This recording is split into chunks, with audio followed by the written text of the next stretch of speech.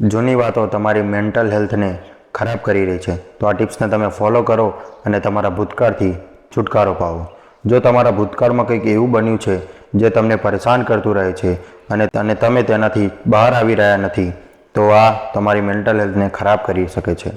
તેનાથી તમારી પ્રોફેશનલ અને પર્સનલ લાઈફ બંને ખરાબ અસર પડે છે. જો તમારી મેન્ટલ હેલ્થ ખરાબ થાય છે તો તમે સેલ્ફ ટોક કરો. તેનાથી તમને ઘણા ફાયદા મળે છે. આ તમારા મગજ પર ઊંડી અસર કરી નાખે છે. તેનાથી તમારા કાર્ય અને વ્યવહારમાં સુધારો થાય છે. આ બેસ્ટ થેરાપી છે ભૂતકાળમાંથી બહાર નીકળવાની. જો તમે એકલતા અનુભવી રહ્યા છો અને તેનાથી નીકળવા ઈચ્છો છો, તો પછી તમે કોઈ નવો શોખ શીખો, જેમ કે dance, singing, art, calligraphy, gym, painting વગેરે. તેનાથી તમને લાઈફમાં મોટિવેશન મળશે. આ સિવાય તમે અમુક સારી સિરીઝ, મૂવી જોવામાં સમય પસાર કરો, કે પછી તમે મિત્રો કે પરિવાર સાથે બહાર ફરવા જાઓ. આ સિવાય તમે ગાર્ડનિંગ કરી શકો છો.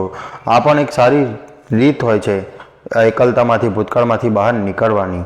તમે એવા સમયે એકલા ન રહો, પોતાના પરિવારની સાથે રહો, પોતાની પ્રોબ્લેમ્સને તેમની સાથે શેર કરો. તેનાથી તમને સારો અનુભવ થશે. તો હવેથી તમે આ ટિપ્સને અપનાવીને પોતાના ભૂતકાળમાંથી નીકળી શકો છો અને સુખી જીવન પસાર કરી શકો છો. જય શ્રી રામ.